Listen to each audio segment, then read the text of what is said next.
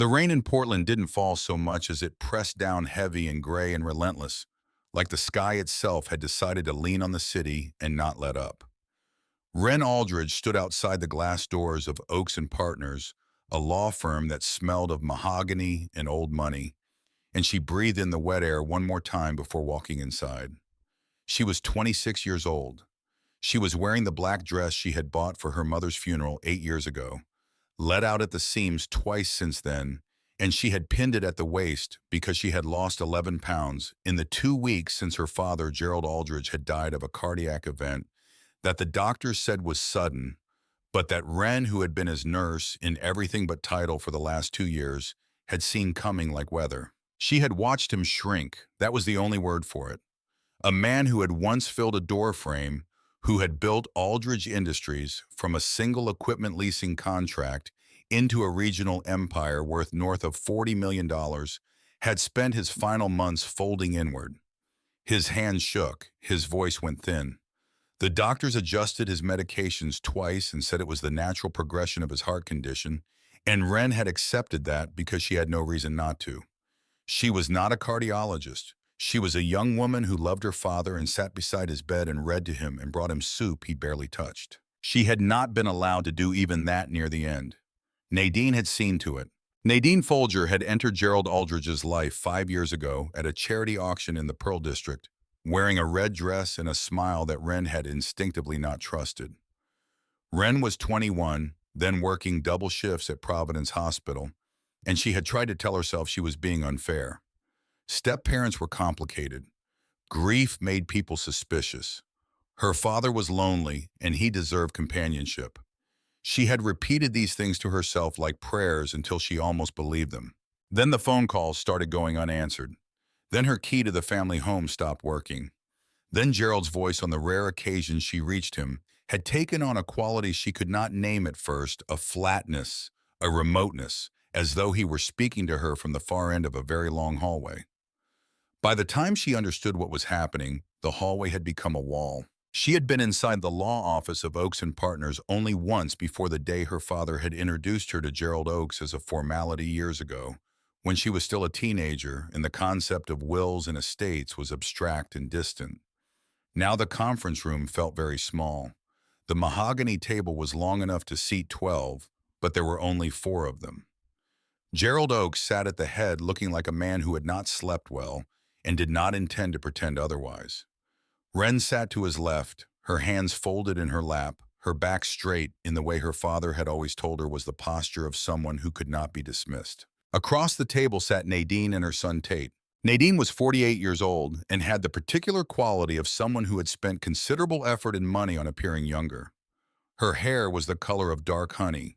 Her posture was impeccable, and she was scrolling through her phone with her thumb, moving in short, dismissive strokes, the way a person scrolls when they already know what they want and are simply waiting for the world to catch up.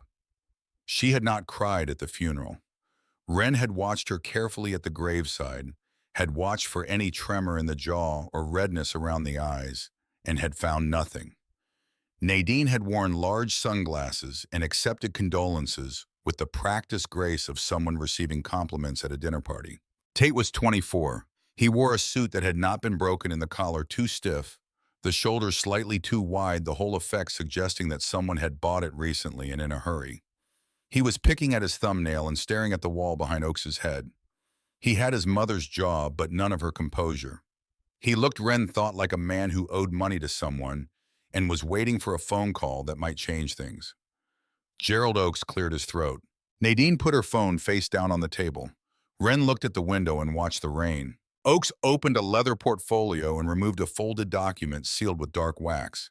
He put on reading glasses and broke the seal slowly, the way a person does when they understand the weight of what they are about to say and want to give it its proper gravity. He looked at Wren once before he began, and the look lasted only a second. But in that second, Wren saw something she recognized. She had seen it on the faces of attending physicians in hallways outside patient rooms. It was the look of someone who was about to deliver information they wish they did not have to deliver. To my wife, Nadine Folger Aldridge. Oaks read his voice steady and formal. I leave the primary residence at 1400 Skyline Terrace, Portland, Oregon, including all furnishings, artwork, and vehicles maintained therein, valued at approximately $14 million. dollars. Tate exhaled.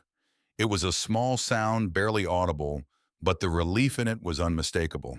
I also leave to Nadine the entirety of my stock portfolio in Aldridge Industries, in associated holdings, in the liquid assets in the joint accounts, totaling approximately $20 million dollars at current valuation.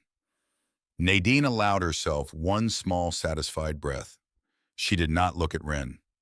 To Tate Folger, Oakes continued, I leave the lease agreements and operational accounts of Aldridge Fleet Services, the vehicle division valued at approximately $4 million. dollars. Tate sat up straighter. His thumbnail assault stopped. Oakes paused. He turned a page. The room was very quiet except for the rain against the windows. And to my daughter, Wren Aldridge. The silence that followed was the kind that has weight. Nadine leaned forward almost imperceptibly. Tate stopped breathing. Even the rain seemed to pause. I leave the property at 89 Blackwood Lane, Wallowa County, Oregon, including all structures currently standing thereon. Nadine blinked once. Then she laughed. It was not a warm sound. It was short and sharp, the kind of laugh that is less an expression of amusement than a weapon deployed at close range. Blackwood Lane, she said, as though tasting something unpleasant. That old hunting shack he bought 15 years ago and never once did anything with. That is the extent of the bequest to Miss Aldridge, Oakes said quietly. The property is held free and clear, no mortgage or liens. He reached into the portfolio and produced a single item, which he slid across the polished table toward Wren. It was a key, heavy iron, the kind that looked like it had been forged rather than manufactured, dark with rust, along the shaft, the bow-shaped in an old-fashioned loop. It looked like something you would find in a box in an attic, an artifact from a time when locks were built to last a century. Tate made a sound that was half laugh, half cough. He pressed his fist to his mouth, but the amusement leaked out anyway. That place is condemned, isn't it? He said. I saw the county records. There's a public safety notice on it. You're going to be paying property taxes on a structure that can't even legally be occupied. Nadine was gathering her copy of the documents, stacking them with the precise movements of a woman who had already mentally moved on. He really did you dirty at the end, didn't he? She said, not looking up. I always thought he was harder on you than he let on. Children can disappoint their parents in ways they never say out loud. She stood. She straightened her jacket. She looked at Wren for the first time since the reading began, and her expression was not cruel exactly, but it was something close to it.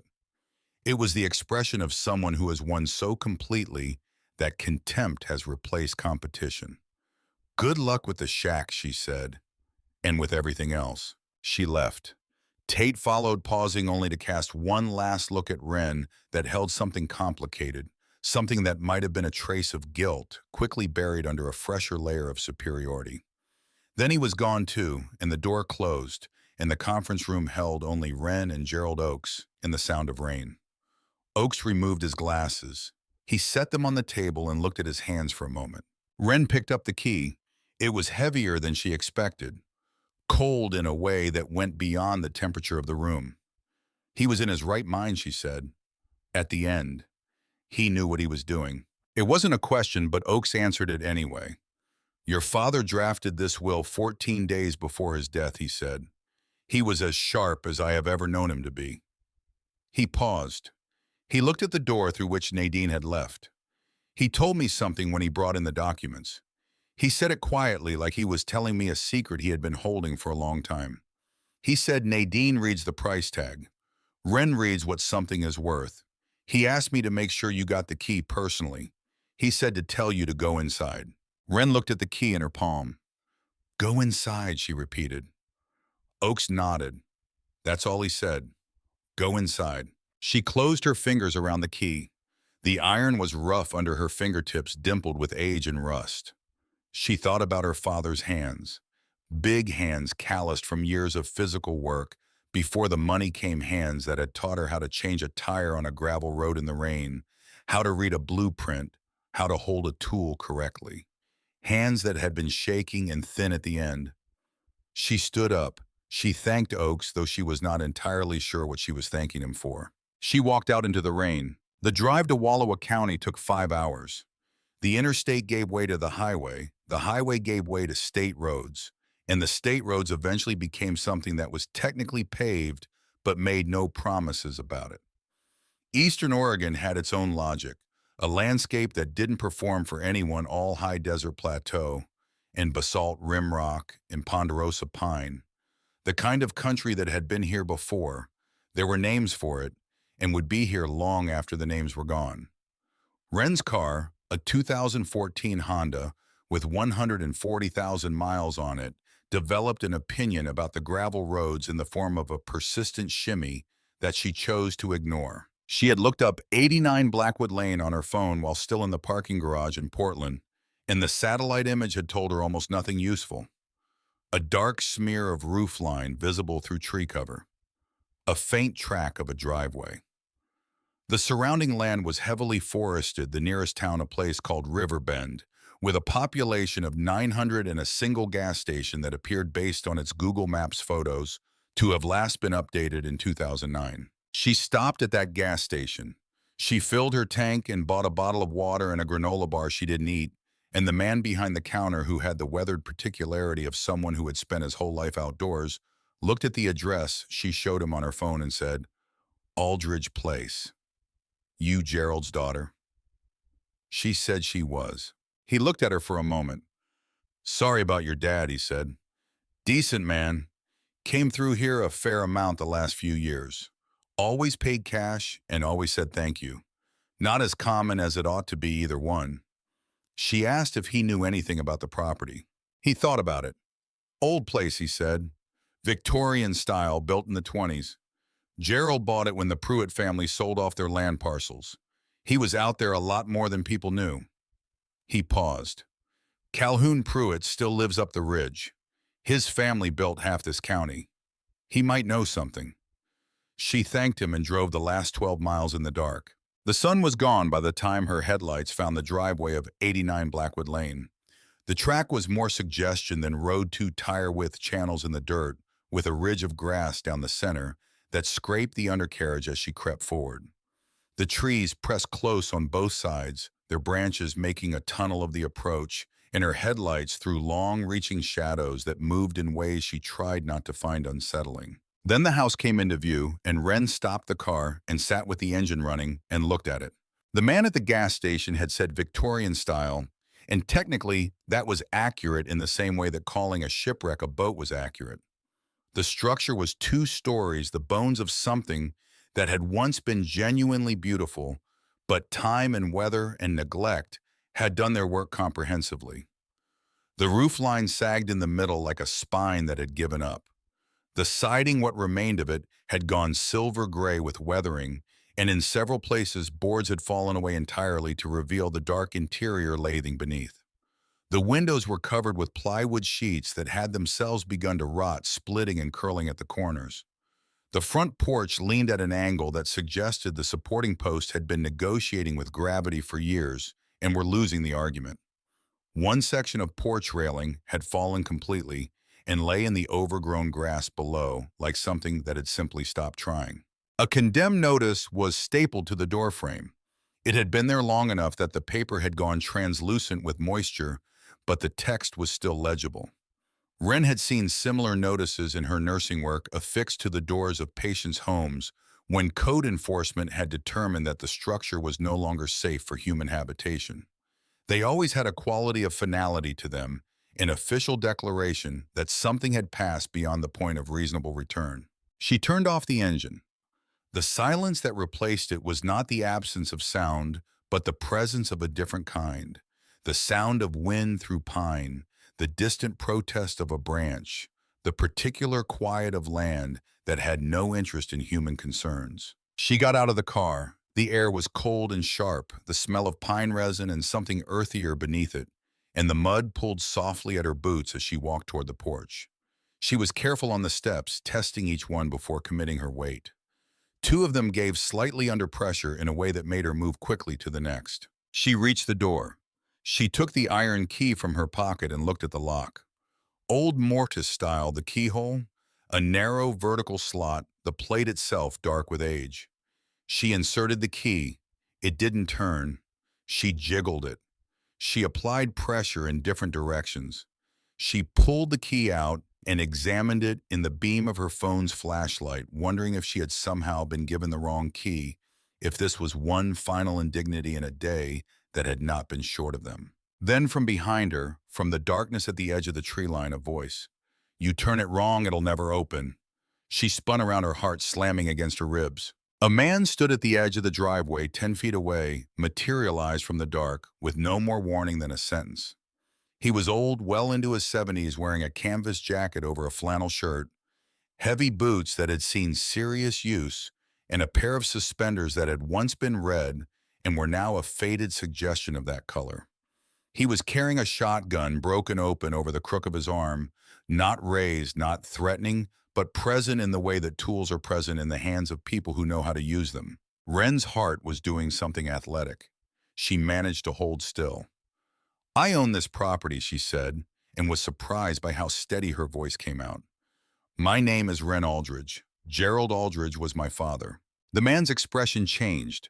The wariness went out of it, replaced by something that moved through several registers too quickly to track surprise recognition, and then a grief that was simple and unperformed and landed harder than anything that had happened in the conference room that afternoon. He snapped the shotgun closed and slung it over his shoulder and walked toward her.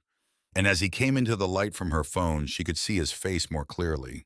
It was the face of a man who had spent his whole life outside, deeply lined and weathered, but with a precision to the eyes that suggested nothing much got past him. "Gerald's girl," he said. He squinted at her. "You've got his jaw. The eyes are your mother's." "You knew him," Wren said. "Calhoun Pruitt," he said. "Folks call me Cal. My family sold this land to your daddy 15 years back." He looked at the house. "I've been keeping an eye on things, keeping the generator gassed." He paused. "He told me you might come someday." Didn't say when. Didn't say under what circumstances. He looked at her and his voice went quieter. "I'm sorry about Gerald. He was a good man. The best kind of good, the kind that doesn't need anyone to know about it." Wren felt a particular burn behind her eyes that she had been suppressing since the morning. She pressed it back. "He was out here a lot," she said, "in the last few years." Cal nodded. "More than you'd think," he said. "He'd come out for a week at a time sometimes. Said it was the only place he could think straight." He paused. "He built things out here. Not just fixed things.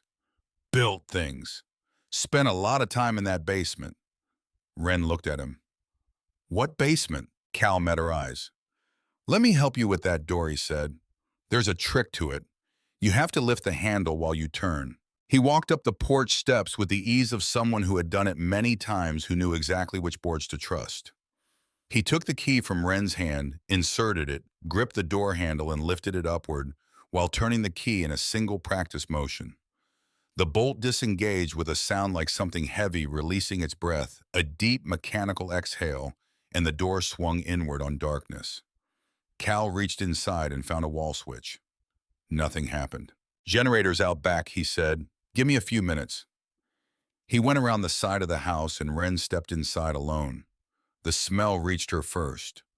Old wood and plaster dust, and something metallic underneath it, and below that faint and strange something almost like filtered air, clean in a way that was out of place in a building this old and this neglected.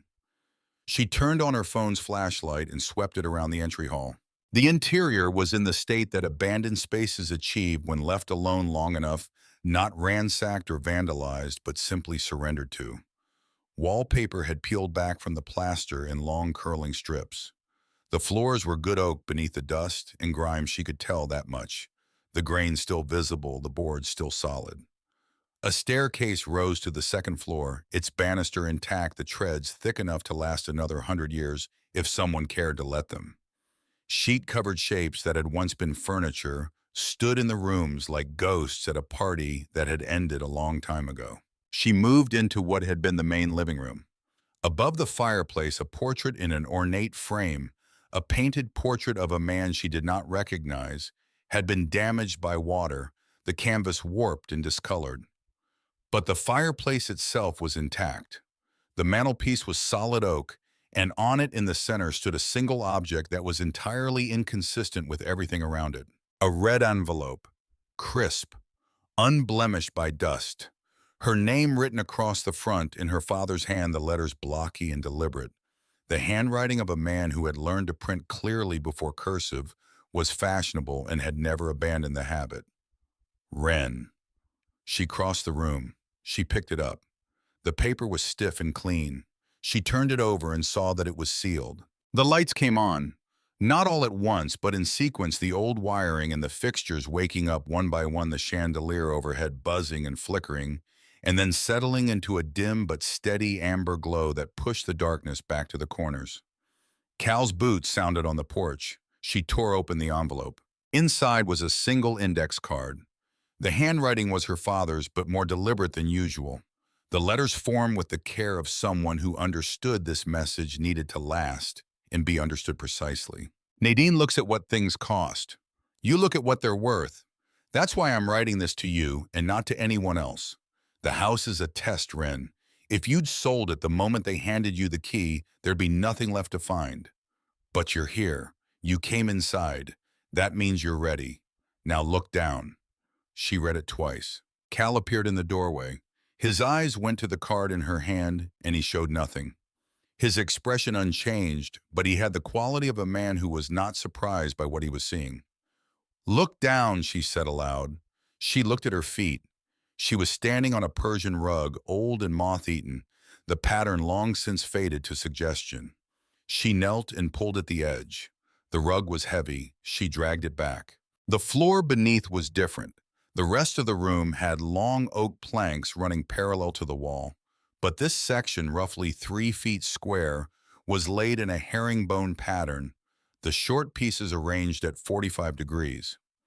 In the center of the pattern, one piece of wood had a small circular depression, not a knot, not an imperfection in the grain, but a deliberate recess machined, smooth, exactly the size of a fingertip. Cal had come into the room now. He stood behind her. Puzzle latch, he said. Gerald loved them. He built things with layers. Wren pressed her index finger into the recess and pushed. Nothing. She pulled. Nothing. Then she rotated her finger clockwise, applying gentle downward pressure at the same time.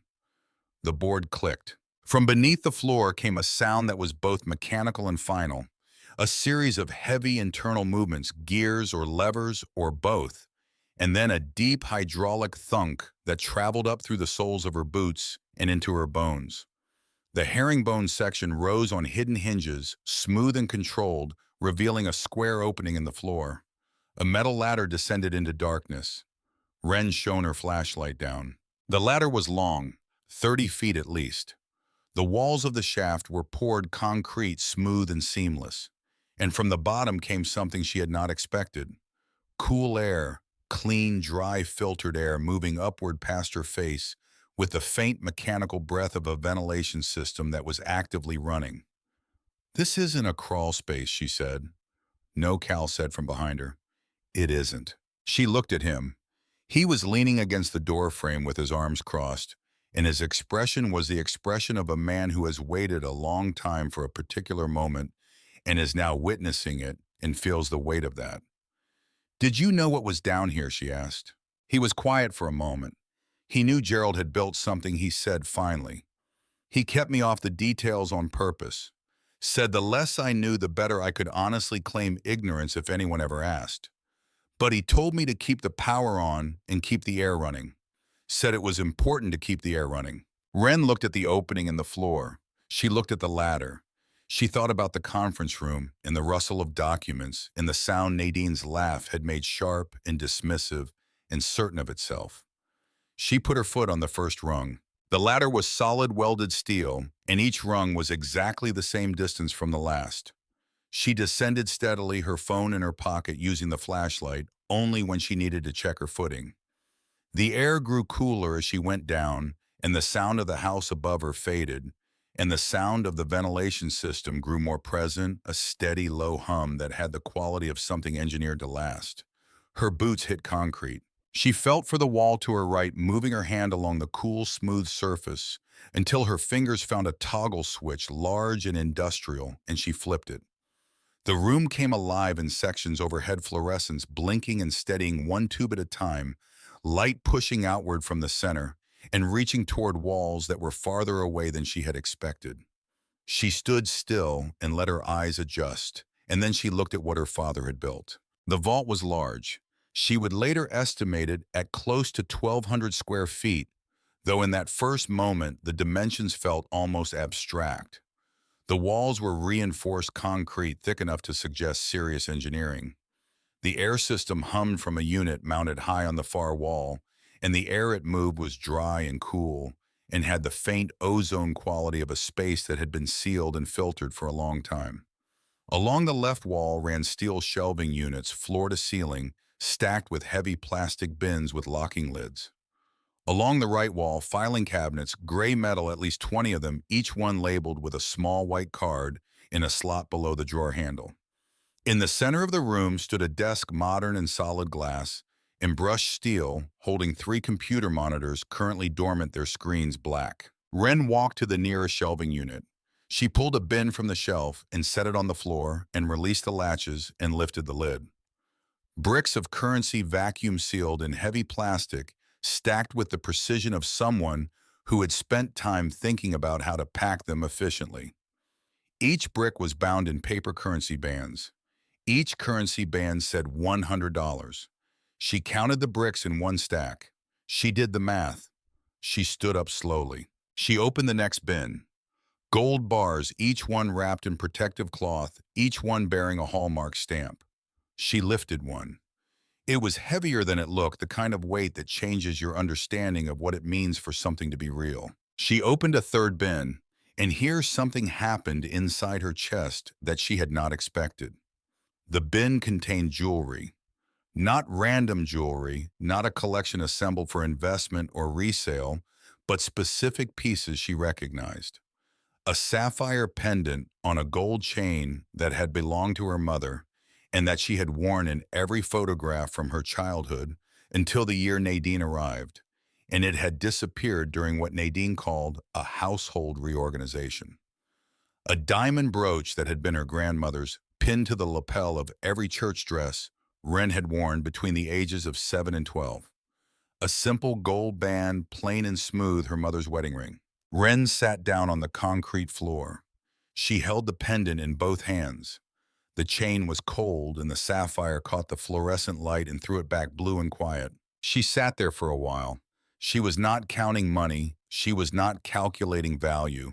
She was sitting in a room her father had built in secret and filled with everything he had wanted to protect.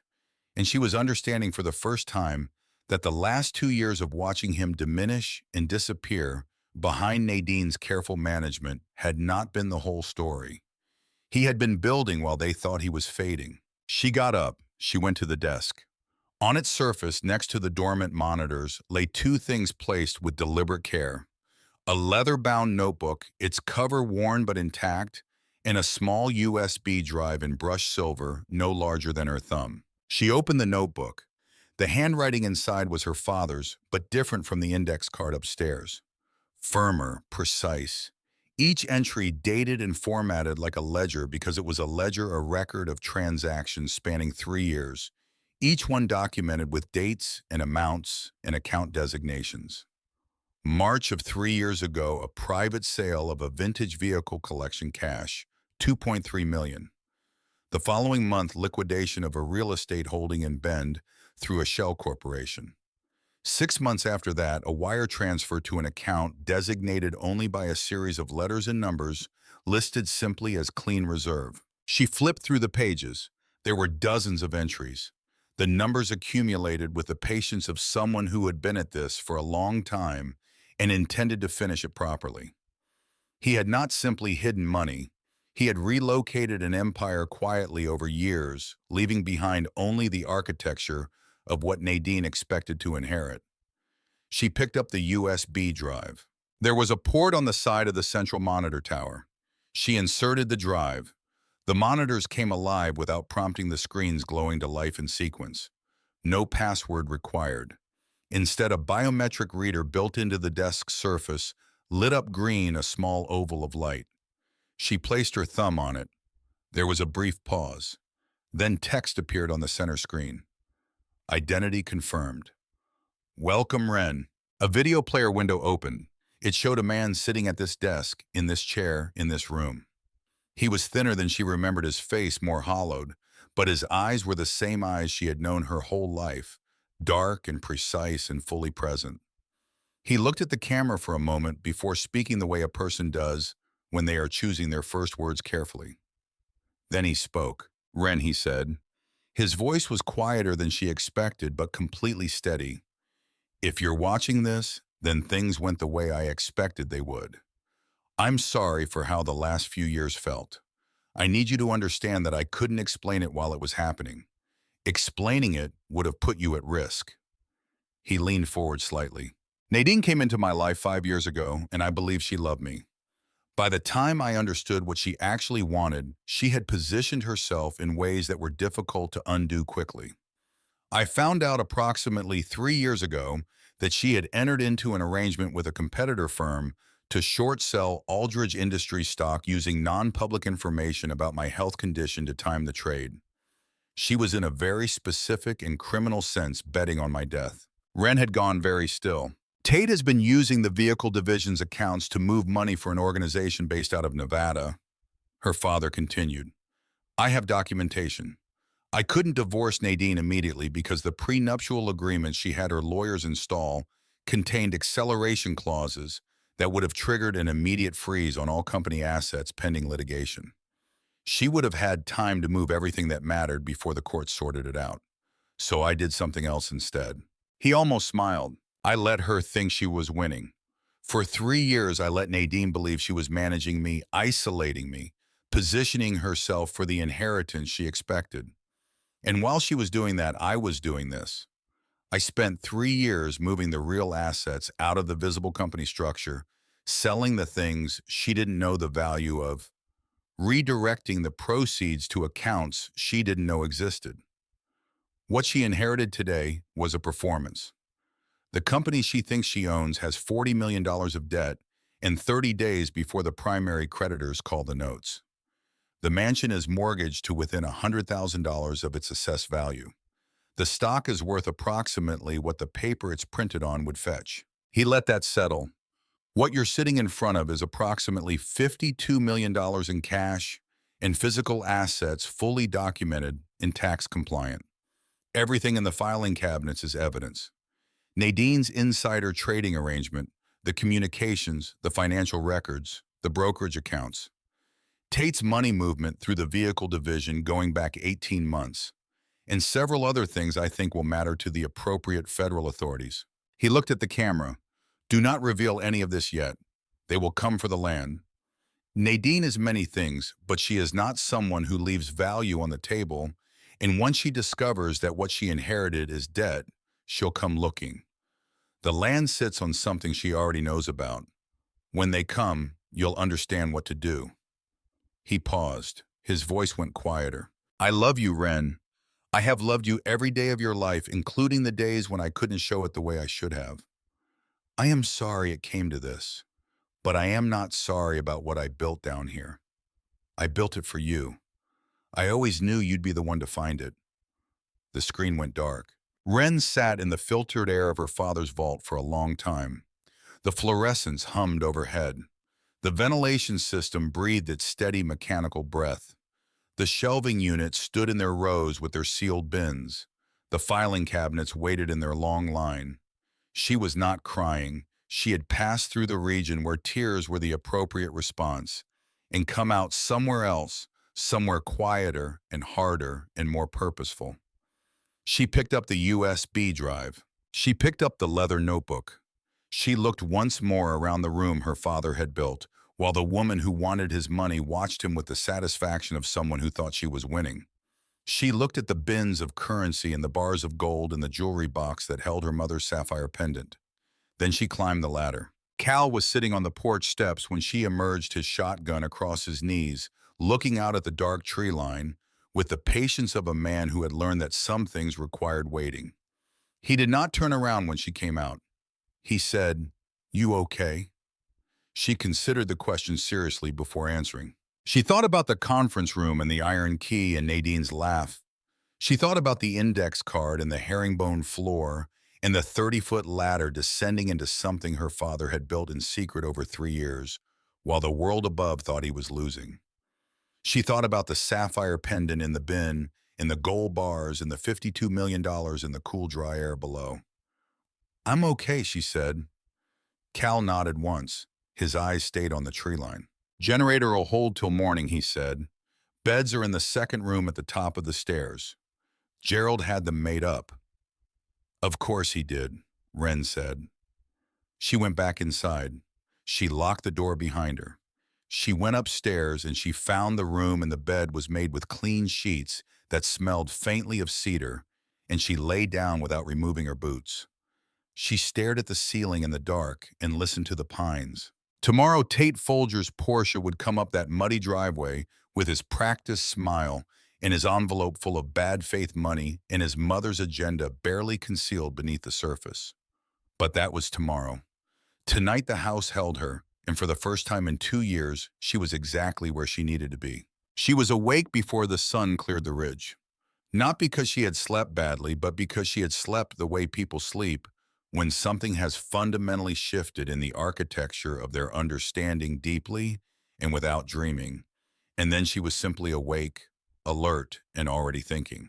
She had spent the pre-dawn hours in the vault, not counting money, not reviewing the filing cabinets in detail, but reading the leather notebook from the beginning with the careful attention she had once given to patient charts, looking for the logic of it, the sequence, the way one decision led to the next. Her father had the mind of an engineer even when he wasn't building anything physical. Every entry in the notebook had a reason. Every transfer had a corresponding document in the filing cabinets. He had not simply hidden money, he had constructed an argument, a complete and documented case that could be followed by anyone willing to read it in the right order. By the time the eastern sky went from black to the particular dark blue that precedes dawn in high country, she had a reasonable understanding of the shape of what Nadine had done and what her father had done in response. She also had a reasonable understanding of what was coming. She climbed the ladder, closed the vault, replaced the rug, and went to the kitchen to find what Cal had mentioned the night before. There was a thermos of coffee on the counter, still warm, which meant Cal had been here and gone, already moving through the property in the early dark, with the quiet competence of someone who had been doing it for years. She stood at the kitchen window with her coffee and looked out at the gray morning light coming through the pines, and she waited. The Porsche arrived at 9:47. She heard it before she saw it, the sound of an engine being driven faster than the road deserved, and then the flash of white paint through the trees, and then Tate Folger's car came around the last bend of the driveway, and she watched from the window as it navigated the ruts and puddles with the suffering dignity of a vehicle built for a different kind of road entirely. It bottomed out twice. She could hear the scrape of the undercarriage from inside the house. She set down her coffee. She went to the front door and opened it and stood on the porch and waited. Tate got out. He was wearing different clothes than yesterday, a white linen shirt and pressed dark trousers, but his boots were wrong for the terrain and already acquiring a rim of mud around the soles. He looked at the house with an expression that was trying to be sympathetic and landing somewhere closer to amused contempt. Then he looked at Wren and adjusted the expression into something more careful. "Wren," he said. He spread his hand slightly, a gesture that was meant to suggest openness. "I'm glad you're here. Honestly." She said nothing. She stood on the porch with her arms at her sides, and she waited. He came closer. He stopped at the base of the porch steps and looked up at her, and she noticed that he had the specific discomfort of someone who does not like being looked down at even slightly. "I'm going to be straight with you," he said. "Mom and I talked last night. We feel like the whole thing yesterday was handled badly. Gerald's lawyers, they're very formal, very procedural. They don't think about the human element." He paused. "What you got isn't right. You know that, I know that. You were his daughter, and you got a condemned building in a key that probably doesn't even fit the lock anymore." "The key fits," Wren said. He blinked. "Right," he said. Good, that's good. He reached into the breast pocket of his shirt and produced a folded envelope. Look, we want to make this right. Mom authorized me to come out here with something fair. He extended the envelope toward her. $50,000. Cash offer for the property as is including the land. You sign a quit claim deed, we handle all the paperwork, and you walk away with money you can actually use. No property taxes on a condemned structure. No county code enforcement headaches. Clean exit. Wren did not take the envelope.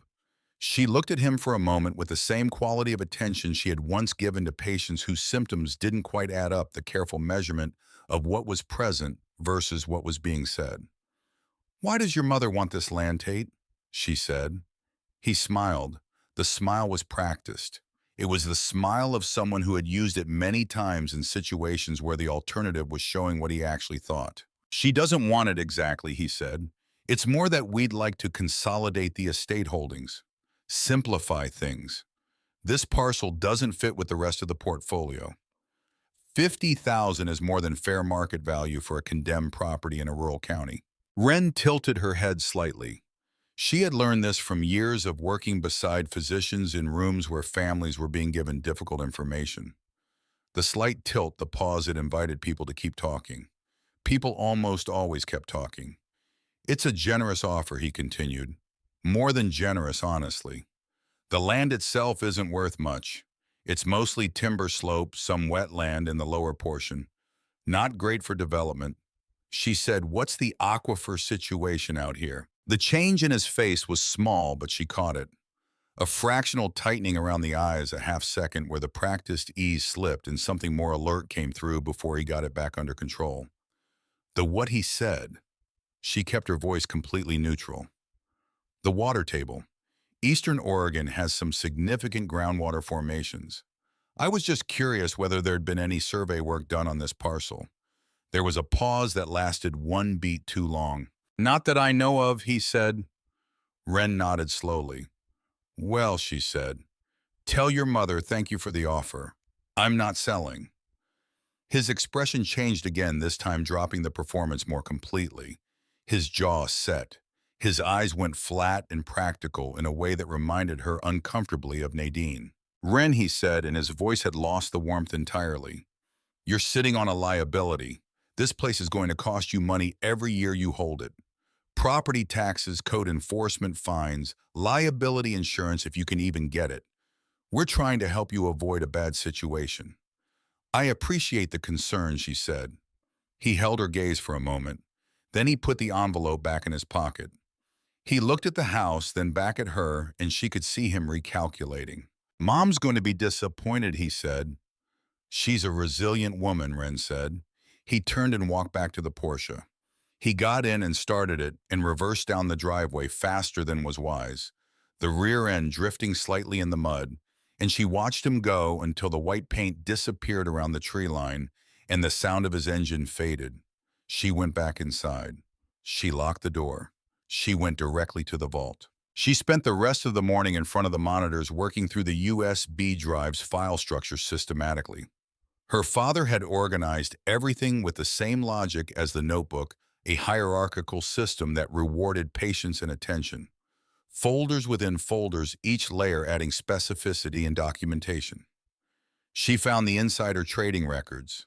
She found the correspondence between Nadine and the competing firm emails that had been printed and scanned and organized by date. She found the vehicle division records that documented the money flowing through Tate's accounts. And then she found something that stopped her entirely. It was not a folder in the conventional sense. It was a locked partition embedded within the drive's deeper architecture, visible only because she had been reading every file name and directory label with the same careful attention she had given to medication charts in the hospital, looking not for what was obvious, but for what was slightly off. The partition had no label.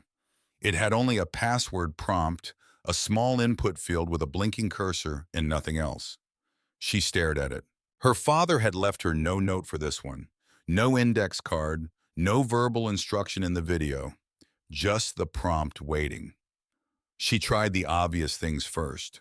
Her birthday, her mother's name. the year Aldridge Industries was incorporated, the address of the childhood home on Skyline Terrace. Each attempt returned the same result, a brief pause and then the cursor blinking again, patient and unchanged. She pushed back from the desk and looked at the ceiling of the vault. The fluorescence hummed above her. The ventilation system breathed its steady breath. She thought about her father's voice in the video. He built things with layers, Cal had said. He built things with puzzles that rewarded the right kind of attention. She thought about what only the two of them had shared. Not facts, not dates. Something smaller and more specific. Something that existed only in the particular life they had lived together before everything changed. And then from somewhere in the deep storage of memory, a name surfaced. Not a person's name, a dog's name.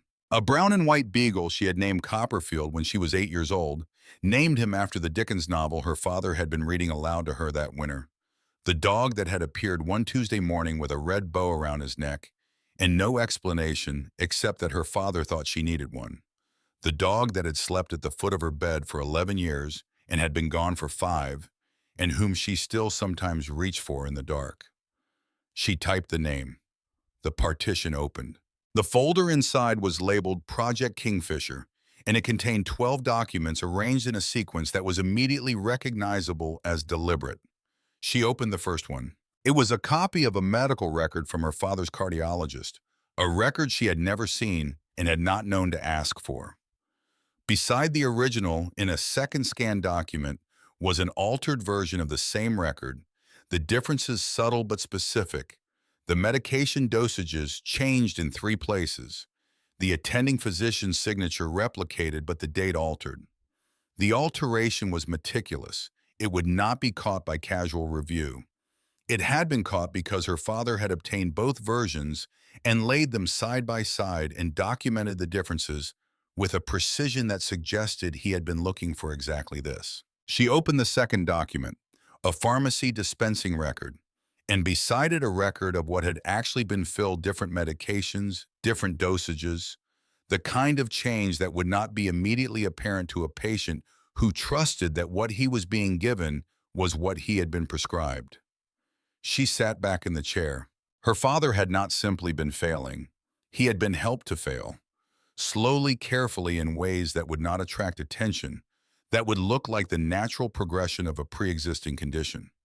The medications that should have been managing his heart condition had been systematically altered not to kill him quickly, which would have been obvious, but to let the condition progress faster than it should have, to accelerate what would have happened anyway over a period of years in a way that any medical examiner would attribute to the disease itself. She sat with that for a long time.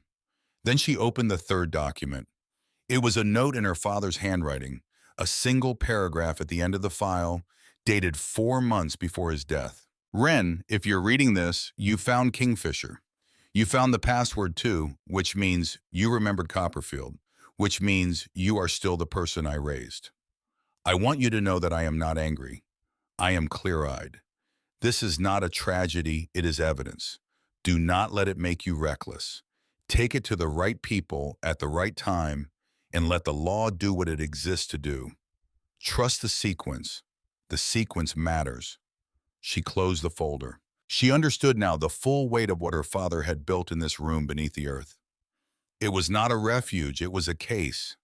A complete and documented and methodically assembled case against people who had spent 5 years dismantling him, and he had built it in secret in the only place he had ever truly been himself, while they watched him from above and told themselves they were winning. She needed a lawyer, not the kind her father's estate used, not Gerald Oakes, who was decent and procedurally competent, but who operated in the genteel registers of estate planning and probate and would be entirely out of his depth in what was coming.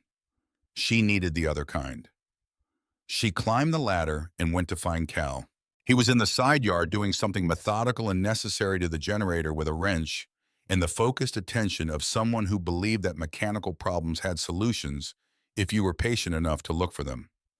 He looked up when she came around the corner. I need a lawyer, she said, not a regular one. He set down the wrench. He wiped his hands on a cloth he kept in his back pocket. He thought about it for a moment with the unhurried quality of a man who understood that some questions deserve real consideration. There's a man, he said, name's Desmond Wakely, operates out of a converted warehouse in northeast Portland. He's 61 years old, and he has been practicing law in this state for 35 years. And he is possibly the most disagreeable person I have ever met in my life, which I say with complete respect, because disagreeable is exactly what you want in the particular situation you appear to be in. He looked at her steadily. Gerald mentioned his name once. Said if things ever came to a head, Wakely was the man you called. Does he have a specialty, Wren asked. Cal picked up the wrench again. He specializes in people who thought they could get away with it, he said. She called Desmond Wakely from her car with the windows up and the engine running and the phone on speaker because she needed both hands to take notes. He answered on the second ring with a voice like gravel being poured into a metal drum. Not unfriendly, simply large and unapologetically itself. She talked for 20 minutes. She told him about the vault, the notebook, the video project Kingfisher, and the password she had found herself. She told him about the will and Nadine's inheritance and what her father had said about the balloon payments. She told him about Tate's visit that morning and the aquifer question and the way his face had changed when she asked it. Wakely was quiet for a moment after she finished. Then he said, "Don't move anything. Don't transfer anything. Don't talk to Oaks. Don't talk to anyone from the estate. Can you secure the property physically?" She looked at the house. "Physically," she said. "Yes." "Do that first," he said. "I'll be there Thursday." He paused. "One more thing. You mentioned your father said the land sits on something she already knows about. Aquifer rights in Wallowa County were quietly surveyed by a private consortium 18 months ago. There was a confidentiality agreement attached to the survey. I know about it because one of the parties consulted me before deciding I was too expensive." He paused again. "That land you're sitting on may be worth more than everything in that vault combined in the long term." She held that thought for a moment. Then she went to work. She spent Tuesday and Wednesday doing things that were physical and practical and grounding in the way that physical work always was.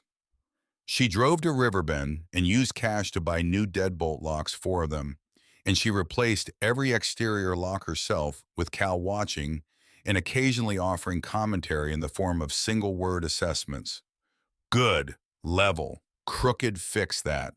She bought a trail camera system from a hardware store 60 miles away and mounted units at the driveway entrance at the 2 corners of the property that abutted the road and above the front and back doors. She moved her car around to the back of the house and covered it with a tarp she found in the shed, not to hide it exactly, but to reduce the casual legibility of her presence.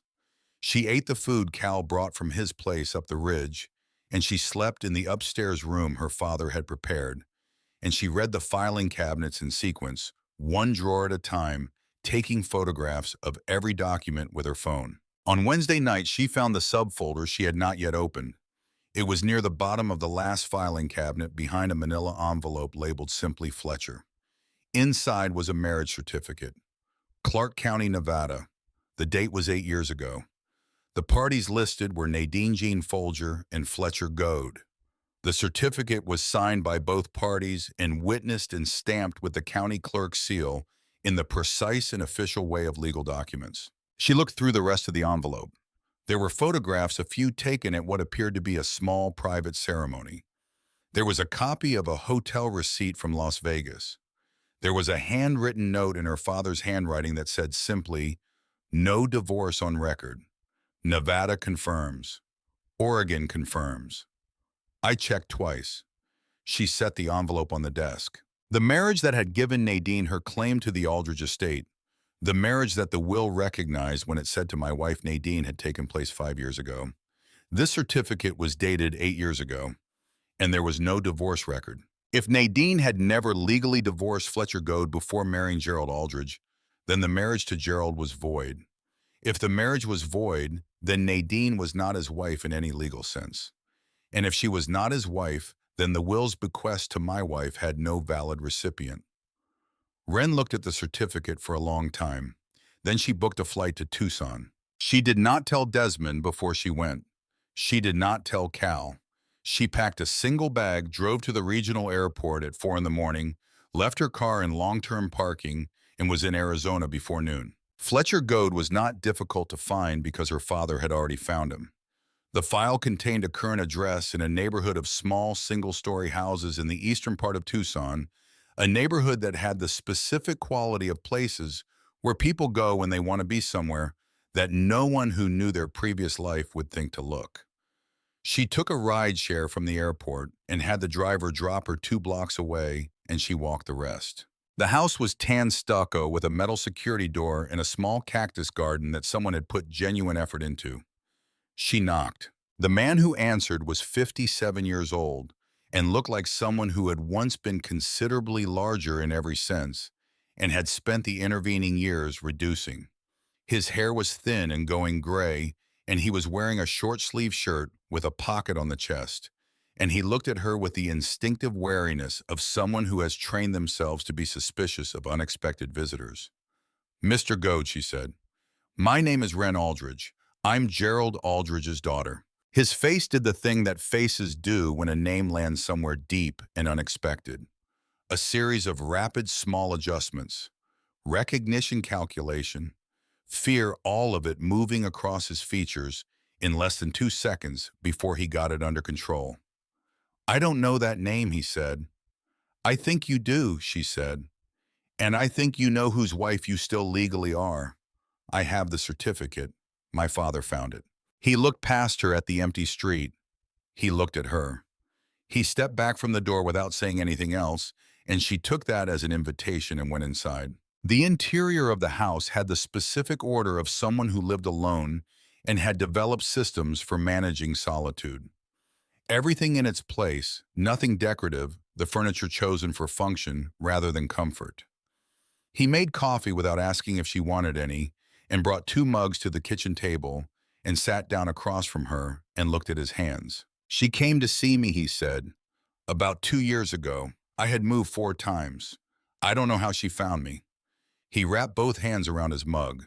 "She made it very clear what would happen to me if I ever resurfaced. She had a way of being specific about these things. It wasn't a threat exactly. It was more like a weather report. Here is what's going to occur. Very calm. Very certain. Wren said she's under a federal investigation, or she will be shortly. Her financial arrangements with a competing firm constitute insider trading, and there's a documented record of it. Her son has been moving money through a business account in ways that have their own set of federal implications. The entire inheritance she collected from my father is built on a foundation that's about to be pulled out." Fletcher looked up from his coffee. She continued, "What you have is information that dismantles the legal basis of her claim to my father's estate. Without your testimony, she'll fight the certificate in court, and it'll take years. With it, the probate judge can move quickly." She paused. "I can offer you $150,000 in documentation supporting a witness protection application, which my lawyer is prepared to file on your behalf before the probate hearing." He was quiet for a moment. "Why not just use the certificate?" he said. "You have the document. Documents can be contested," she said. "Lawyers can create doubt. A living witness who was present at the ceremony and can testify that no divorce ever occurred and that he received a personal visit from Nadine Folger warning him to stay silent, that is considerably harder to argue against." He looked at the window, at the small cactus garden outside, which she could see had been arranged with the kind of patience that comes from having a lot of quiet time and needing something to tend. "She'll know it was me," he said. "Yes," Wren said. "She will." She let that sit for a moment. "But she'll know it from inside a federal courtroom. And there will be other things happening to her simultaneously that will considerably limit her ability to follow up." He was quiet for a long time. She let him be quiet. She had learned from years of difficult conversations in difficult rooms that the worst thing you could do was fill the silence before the other person was ready. Finally, he said, 150, in the protection filing. "Yes," Wren said. He looked at her. "You came here alone," he said. No lawyer, no security, just you. She said, he was my father. He nodded, once slowly. Okay, he said. Okay. She flew back the same evening. She was back at Blackwood Lane before midnight. She sat in the kitchen and called Desmond Wakely and told him what she had done, and there was a silence on the line that she could not immediately interpret. Then he said, you flew to Tucson alone and negotiated directly with a material witness without counsel present. Yes, she said, and he agreed. Yes. Another silence. Then don't do that again. But good. I'll draw up the protection filing in the morning. The probate hearing is Friday. He paused. Get some sleep. She was going to do exactly that when the radio unit Cal had given her crackled from the kitchen counter, his voice coming through with a tightness she had not heard in it before. Wren, you need to look at the East camera feed. She pulled up the camera application on her phone and found the East feed and looked at it. On the screen at the edge of the driveway where it met the county road, a car was parked with its lights off. It had been there according to the timestamp for 40 minutes. She watched it for a while. It didn't move. She said into the radio, is that what I think it is? Cal said. They're watching the property. Started this evening. Second time I've seen that plate. She said, call Roy Alcott. Give him the plate number. There's a vehicle conducting surveillance on private property. Done in 10 minutes, Cal said. She put the radio down. She looked at the camera feed once more, then set the phone face down on the table and finished the last of her cold coffee and went upstairs. She was nearly asleep when the radio crackled again. Cal's voice came through low and careful and with an edge she had not heard before. Wren. They took me in. She was sitting up before he finished the sentence. He said deputies showed up at my gate 20 minutes ago. Trespassing charge. Someone filed a complaint about unauthorized access to the Aldridge property. He paused. I'm at the county station. She said I'll be there in 40 minutes. She drove fast on roads she was still learning in the dark. The headlights cutting channels through the pine forest, the gravel throwing noise up under the chassis. At the county station, she spoke to the duty officer and then to Roy Alcott, who had the expression of a man who understood exactly what was happening and did not like being the instrument of it. The charge was technically valid, thin, and circumstantial, and clearly manufactured, but valid enough to hold a man overnight if someone withstanding had filed the complaint and no one challenged it promptly. She challenged it promptly. She paid the bond in cash, $8,000 from the envelope she had been carrying since the day she first opened the vault, peeling the bills from a brick she had broken in the pre-dawn quiet of the living room. She signed the paperwork at the duty officer's desk under fluorescent lighting that made everything look provisional and harsh. When Cal came through the interior door, he looked more annoyed than shaken, which she took as a good sign. He looked at her in the parking lot and then looked at her car. That cash, he said, that's going to raise questions. I know, she said. She drove them back to Blackwood Lane in the dark. Halfway there in the long stretch of highway, where the pines pressed close on both sides, and there were no lights in any direction, Cal said quietly. She engineered this. To smoke out what you have. I know, Wren said again. Desmond called at just past midnight. He had already heard through channels that had their own logic.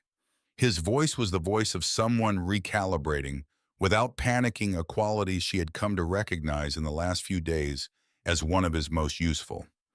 He said the cash is going to draw scrutiny if they move quickly. We need Friday to come before they can file anything. She said, then we make sure Friday comes first. He was quiet for a moment. Then, they're scared. Scared people make moves. Be careful between now and morning. She said she would be. She ended the call. She sat in the kitchen of her father's house with the lights off and the camera feeds running on her phone screen and the vault beneath her feet and the filing cabinets full of everything her father had spent 3 years assembling. And she thought about the sequence. The sequence matters. She thought about the cash bonds sitting in the county's records and what it meant that Nadine now knew she had liquid resources she wasn't supposed to have. She thought about Friday and the courtroom in Portland and Fletcher Goad waiting in Tucson to get on a plane. She thought about her father in this same kitchen, sitting where she was sitting in the evenings after the work was done, keeping his secret. She went to bed. She did not sleep easily, but she slept enough.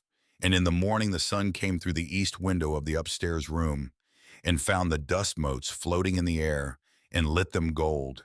And she lay still for a moment and watched them drift. And then she got up. Thursday arrived with ordinary morning light that bore no relationship to what it was actually introducing.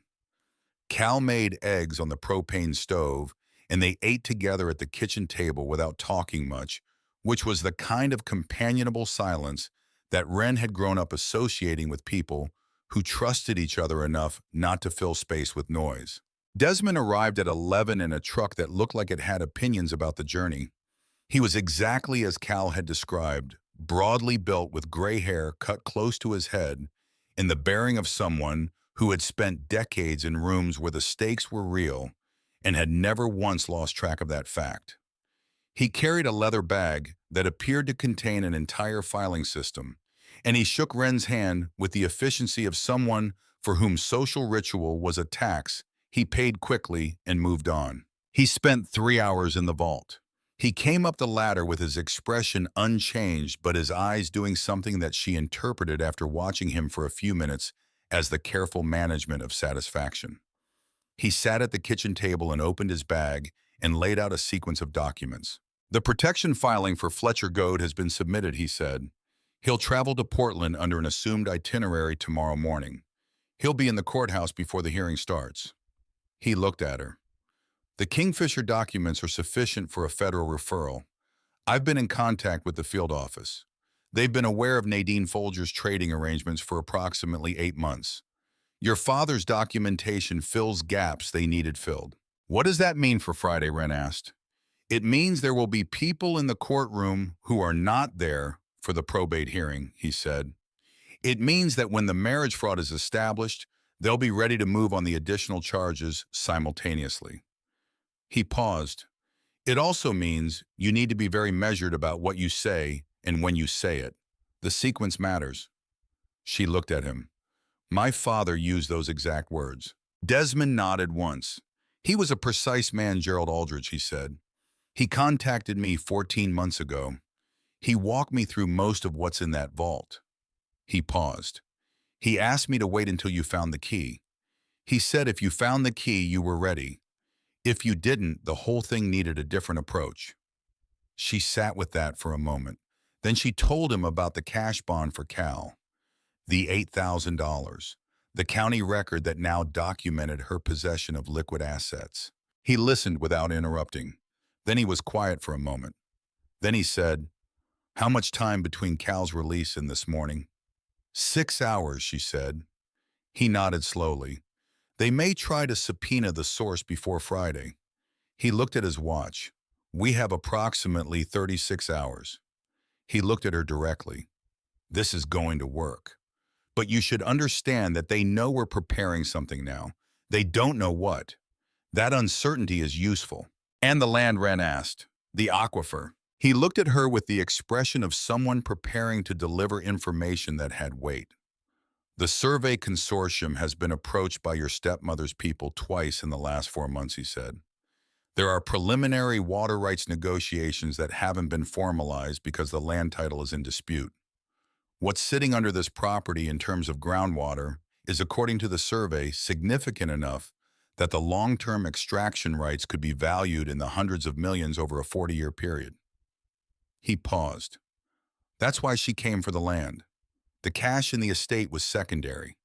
This was always about what's underneath it. Wren looked out the window at the pines. My father knew, she said. He knew the survey had happened, Desmond said. He acquired a copy. It's in the filing cabinets. Of course it is, Wren said. She stood up. She walked to the window and stood there for a moment looking at the property her father had bought 15 years ago and quietly loved and built beneath and protected the property that Nadine had dismissed as a shack and coveted as a resource and never once understood as a home. What time do we need to leave tomorrow, she asked. 6, Desmond said. Hearing starts at 9. He paused and looked at her with the directness of someone who did not soften things as a professional policy. "This is going to work," he said, "but it's going to be loud. Are you prepared for that?" She looked at him. She thought about the index card on the mantelpiece. She thought about the ladder in the vault and the sapphire pendant and the altered prescription records and the password she had found herself in the dark, the name of a brown and white beagle who had slept at the foot of her bed for 11 years. "Yes," she said, "I'm prepared." That night she went down into the vault one last time before the hearing. Not to read anything, not to review documents. She walked to the shelving unit and opened the bin with her mother's jewelry, and she took out the sapphire pendant and held it in her hand for a moment, feeling the weight of the stone and the fine links of the chain, and she put it in her jacket pocket. She looked around the vault one final time at the shelving units, and the filing cabinets, and the desk, and the monitors at everything her father had built in secret, while the world above him assumed he was losing. She turned off the lights. She climbed the ladder. This time, when she reached the top, she paused with her hand on the edge of the hatch and held it for a moment, feeling the weight of the door in the depth of the shaft below. And then she let it close and pushed the rug back with her foot and stood in the living room in the dark. She went upstairs and laid out her clothes for tomorrow. Navy suit, her mother's pendant. She sat on the edge of the bed in the dark and listened to the pines outside the window, and she thought about her father sitting in the same room in the evenings after the work was done, keeping his secret, building his case, trusting that one day she would come through the door and look under the rug. She lay down. Outside, the forest breathed its slow, cold breath, and somewhere up the ridge, Cal Pruitt's lights were on in his window, steady and orange, and the property was dark and secured and waiting. Tomorrow it would all come apart. But it would come apart exactly the way her father had designed it to, in the right room, in front of the right people, at the right time. She closed her eyes. The drive to Portland took 5 hours and none of them spoke much. Desmond drove his hands easy on the wheel, the leather bag on the back seat beside Wren's single overnight case. Cal had insisted on coming, and Desmond had not argued, which told Wren something about Desmond's understanding of what the day required. Cal sat in the front passenger seat with his canvas jacket and his boots and his 74 years of Wallowa County in his face, and he watched the landscape change from pine and basalt to valley farmland to the gray suburban approach of the city, and he said nothing, which was exactly right. Wren sat in the back and watched the road and held her mother's pendant in her closed fist inside her jacket pocket. She had slept the way she imagined soldiers slept, before things they had prepared for. Not easily, not deeply, but completely. The body understanding that rest was a requirement and delivering it without sentiment. She had woken at 4:30 and showered in the upstairs bathroom where the water pressure was still negotiating with the old pipes, and she had dressed in the navy suit and fastened the sapphire pendant at her throat and looked at herself in the mirror above the dresser for a moment. She looked like her father. She had always known it in the abstract way that children know things about themselves that other people tell them. But standing in the gray pre-dawn light of the house he had built and loved, wearing her mother's stone at her throat, she saw it clearly. The jaw, the set of the eyes, the quality of stillness that was not passivity, but its opposite, a stillness that came from having decided something and not needing to keep deciding it. She had turned off the light and gone downstairs, and they had left.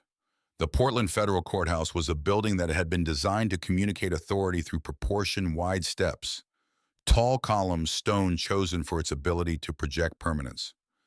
Wren stood on the bottom step and looked up at the facade and felt the cold morning air on her face and the weight of the pendant at her throat. Desmond came to stand beside her. He was carrying the leather bag and a coffee he had acquired from a cart on the corner, and he looked at the building with the expression of someone reviewing a familiar opponent. "Fletcher is inside," he said. "Arrived 40 minutes ago. He's with the protection detail in a holding room on the second floor." He looked at her. "He's steady." She nodded. "The federal contacts?" she asked. "In the courtroom," he said. "They won't identify themselves. They'll be seated in the gallery. When the time comes, I'll nod to the clerk and he'll know what it means." She looked at him. "You've done this before." "Parts of it," he said. "Not all at once." He took a drink of his coffee. "Your father thought of most of the sequencing. I just filed the paperwork." She looked at the courthouse steps. "Let's go," she said. The probate courtroom was on the third floor, room 14, and by 8:45, it was already filling. Word had moved through the channels that move such things in legal and financial communities. The death of Gerald Aldridge was not a small matter, and the subsequent rumors of a disputed estate had attracted the attention of people who paid attention to such things professionally. Two reporters were already seated in the gallery with notebooks. A cluster of people Wren didn't recognize, who had the specific quality of financial observers, sat near the back with the patient alertness of people who were there to watch for implications rather than outcomes. Nadine's team arrived at 8:50, three lawyers moving in the practice formation of people who had prepared extensively and wanted the room to know it. The lead attorney was a man named Aldous Price, silver-haired and precise, with the bearing of someone who had spent his career in rooms like this one and considered them his natural habitat.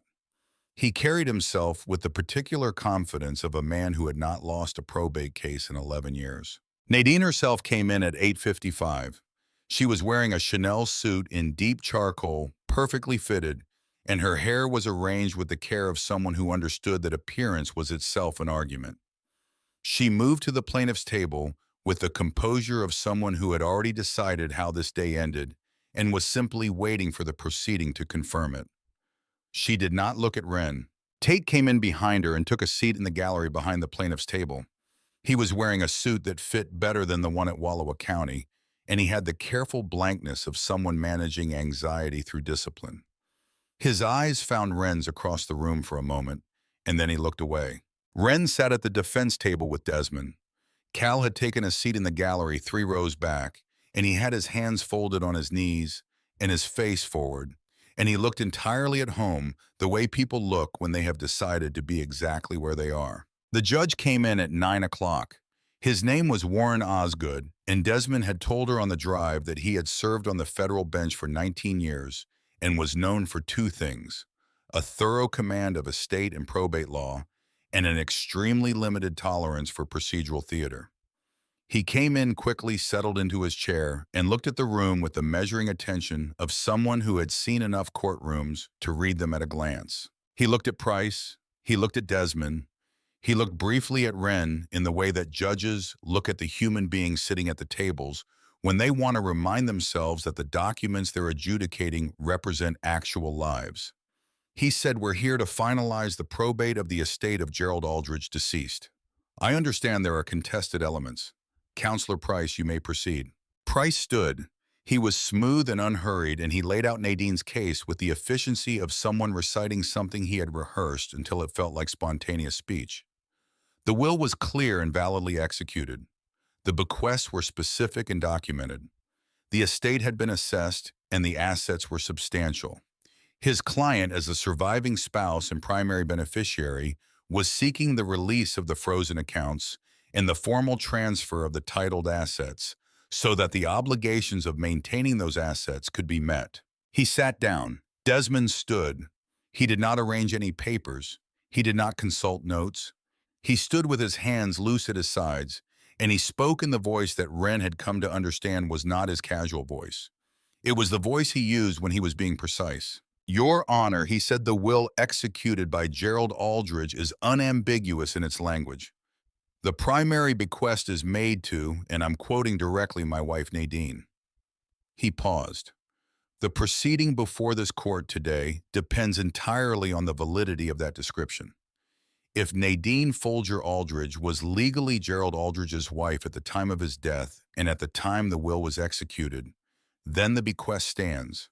If she was not his legal wife, then the bequest to my wife has no valid recipient, and the estate must be distributed according to the laws of intestate succession, which in this state, in the absence of other qualifying heirs, would direct the entirety of the estate to Gerald Aldridge's sole surviving biological child." He reached into the leather bag and produced a document in a clear plastic sleeve. "Your Honor, I am submitting as Defense Exhibit A certified copy of a marriage certificate issued by Clark County, Nevada, dated 8 years ago, documenting the legal marriage of Nadine Jean Folger and a Mr. Fletcher Goad." He walked the document to the clerk.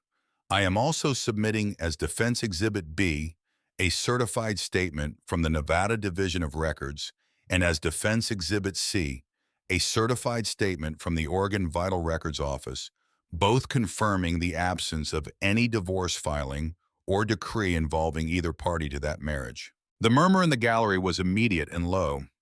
Price was on his feet. "Your Honor, this is a procedural ambush. We have documentation of a valid divorce proceeding conducted in Mexico, which fully dissolved the prior marriage before my client entered into her union with Gerald Aldridge." Desmond said, "Defense Exhibit D, Your Honor.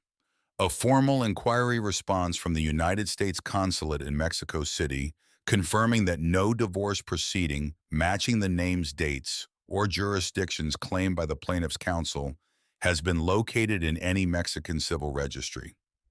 He let that land. Price looked at his documents. Nadine, for the first time since entering the room, looked at the table in front of her. Her hands, which had been folded with perfect composure, shifted slightly. "Your Honor," Price said, and there was the first trace of something controlled but present in his voice, "we would request a continuance to allow us to produce additional documentation from the Mexican proceedings." Judge Osgood looked at Price over his glasses with the expression of a man who has heard many requests and evaluates them on their merits without sentiment. "Counselor Price," he said, "you have had since the filing of the estate to produce documentation establishing the validity of your client's marriage to the deceased. You are appearing before this court today to finalize a probate proceeding. The suggestion that you require additional time to establish the foundational legal status of your client is not a basis for continuance." He looked at Desmond. "Does the defense have a witness, Your Honor?" Desmond said, "The defense calls Fletcher Goad." The double doors at the back of the courtroom opened. Wren did not turn around. She kept her eyes on Nadine. She watched Nadine's hands on the table. She watched the precise, controlled stillness of Nadine's posture. She watched for the thing she knew was coming, the thing that could not be managed or rehearsed, the thing that happened in the body before the mind could stop it. She heard the footsteps coming down the center aisle. She heard the murmur in the gallery rise slightly and then settle. She heard Tate make a sound behind her that was very small and very sharp. And then she saw it, the change in Nadine's hands. The fingers, which had been still pressed flat against the table for a moment, a brief, hard pressure, and then the hands moved to the edge and gripped it. Just that, just the hands. But it was enough. Fletcher Goad came to the front of the courtroom and was sworn in and sat down. He was wearing the suit Wren had arranged for him, dark and plain, and he had shaved, and he held himself with the careful posture of someone who had decided to see something through and was managing the difficulty of that decision one breath at a time. Desmond said, "Mr. Goad, were you legally married to the woman known as Nadine Jean Folger?" Fletcher said, "Yes, 8 years ago. Las Vegas, Clark County Courthouse."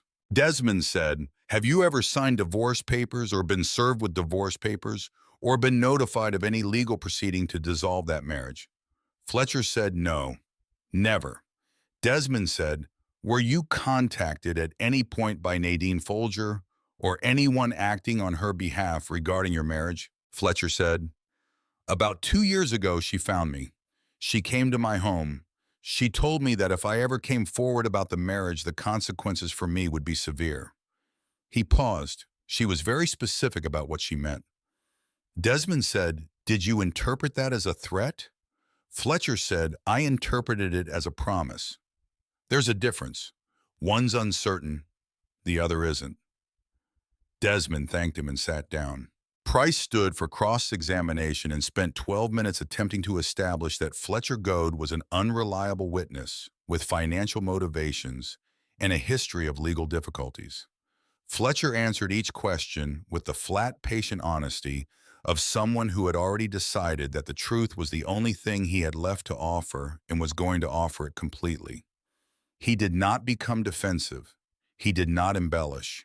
He simply told what had happened in the plain sequence in which it had happened, and the plainness of it was more persuasive than any performance could have been. When Price sat down, Judge Osgood removed his glasses and set them on the bench in front of him and looked at the room. "I am going to note for the record," he said, "that the documentary evidence, submitted by the defense combined with the sworn testimony of Mr. Goad, establishes a substantial and unrebutted basis for concluding that the marriage between Nadine Folger and Gerald Aldridge was void at its inception, as Nadine Folger was already a party to a valid and undissolved marriage at the time she entered into the union with the deceased.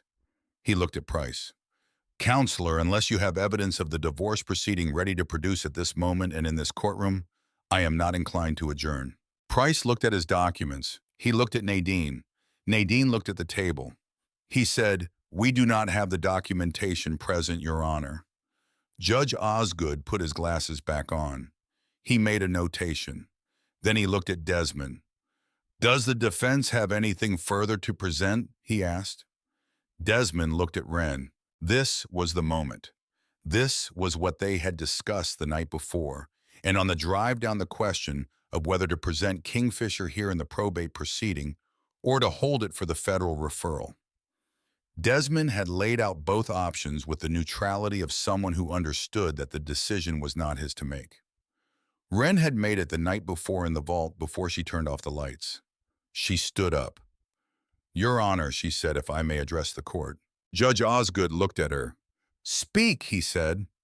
She reached into the leather bag and removed the folder that Desmond had prepared, the condensed version of Project Kingfisher, 12 pages of the most essential documentation, the altered prescriptions, the forged signatures, the dispensing records, the correspondence. She walked it to the clerk. She said, "Your Honor, I am submitting for the court's consideration documentation obtained from my father's private records, indicating that the alteration of his medical prescriptions over a period of approximately 2 years was not accidental and was not attributable to the medical providers involved." She paused. "The documentation establishes a pattern of deliberate interference with my father's medication regimen that had the effect of accelerating the progression of his cardiac condition. I am making this available to the court and to the federal authorities present in this room." The gallery went very quiet. Price was on his feet immediately. "Your Honor, this is far outside the scope of a probate proceeding.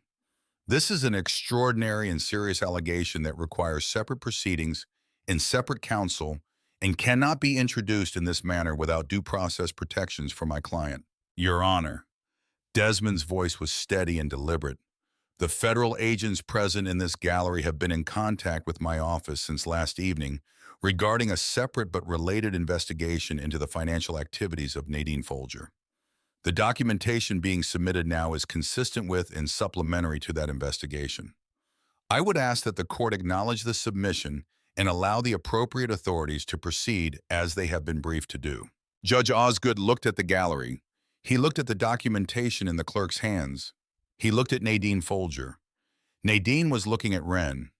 The composure was gone. Not dramatically, not in the way of a theatrical collapse, but in the specific way that composure goes when the thing that has been holding it in place is suddenly absent. Her face was very still and very pale, and her eyes had the quality of someone who has arrived at a calculation and does not like the result. Two men in the gallery stood. They moved with the quiet, purposeful efficiency of people who have done this many times and understand that urgency and haste are not the same thing.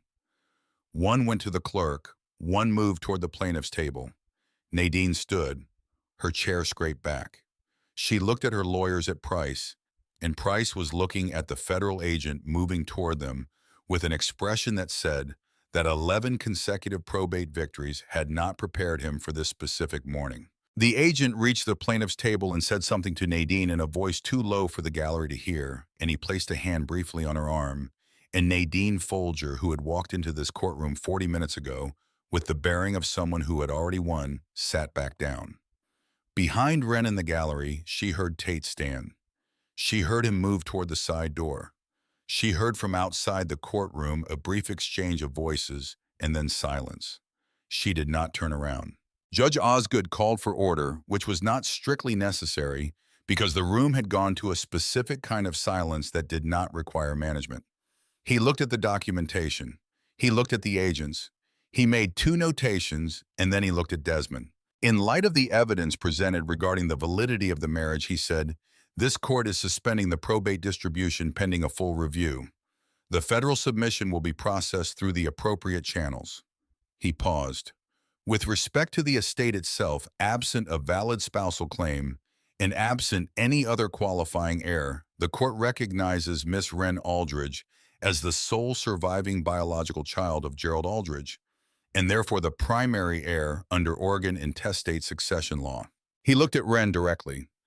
Miss Aldridge, he said, the estate of your father, including all real property, financial holdings, and associated assets, is hereby directed to your receivership pending the standard administrative process. He paused. I am sorry for your loss. Wren said, thank you, Your Honor. She sat down. She put her hands flat on the table in front of her and looked at them. The sapphire pendant was warm at her throat, warm by her skin, and she could feel the fine links of the chain against the back of her neck. And she thought about her mother who had worn it to church on Sundays, who had stood in front of a newly built house in 1996 with no money and everything that mattered. From across the room from the plaintiff's table, she heard Nadine say something, not loudly, almost quietly. It was directed at Wren, and the words were precise and controlled in the way that anger is controlled when someone has spent a lifetime learning to use it as a tool rather than letting it escape. You have no idea, Nadine said, what I gave up for that man, what I managed, what I built. You think you understand what 5 years of that costs? Wren looked at her. She thought about the Project Kingfisher files. She thought about the altered prescriptions and the forged signatures and the 2 years of deliberate, careful interference with the medication of a man who had done nothing to deserve it except fall in love with someone who was measuring his assets rather than his character.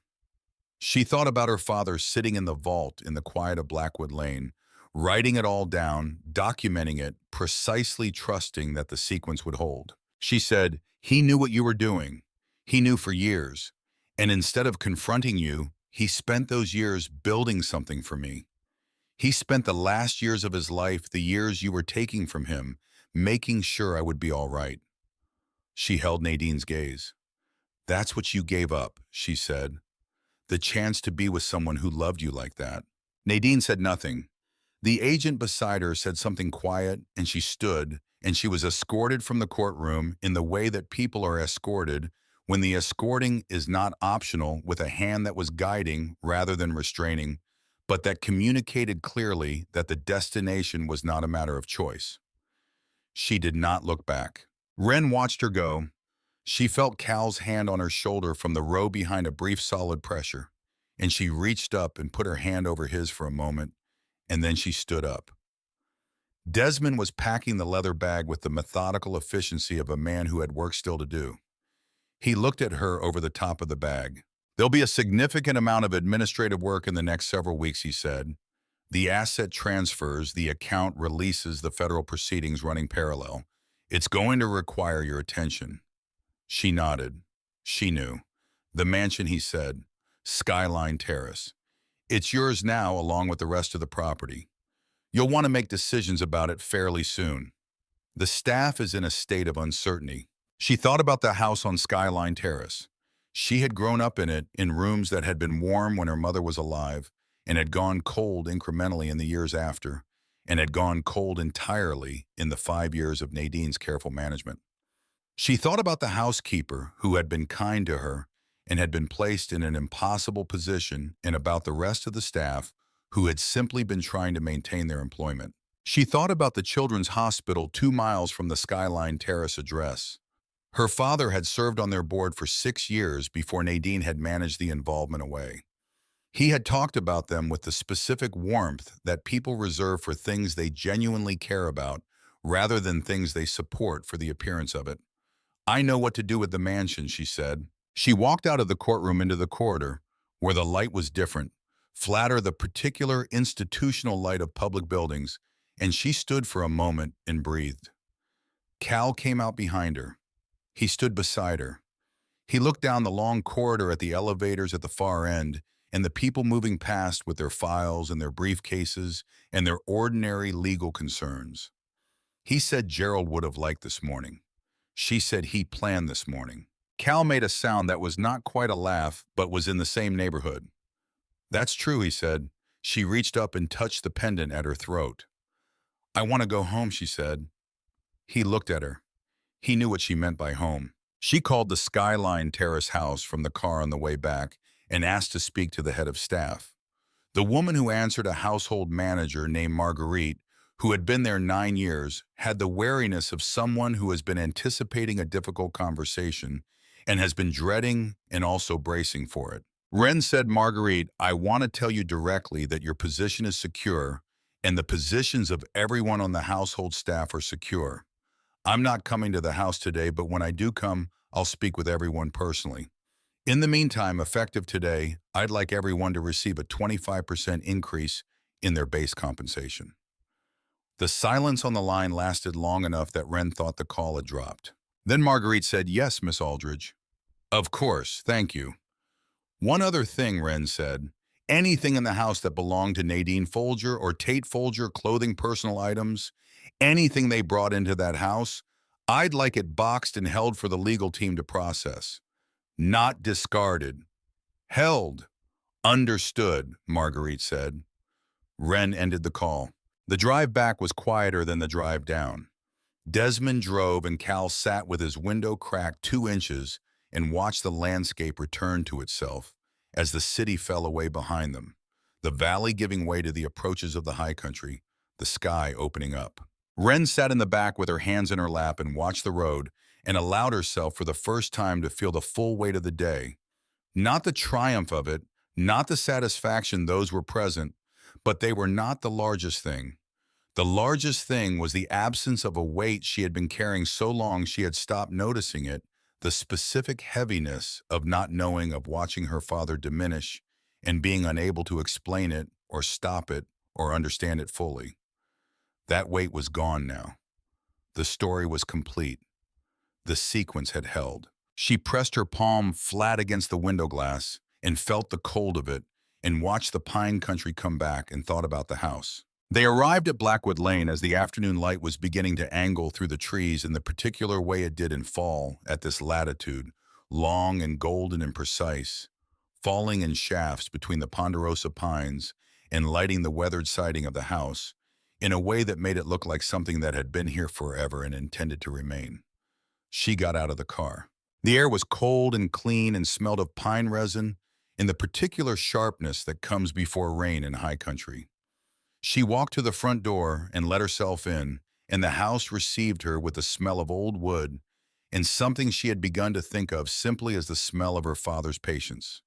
The years of quiet work, the time spent building something that would outlast the interference of people who only understood the price of things. She made tea.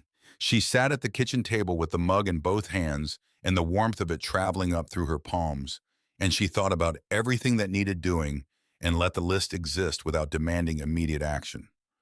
Later, after Cal had gone back up the ridge and Desmond had driven back toward Portland with his leather bag and his pending filings, she went down into the vault one last time that evening.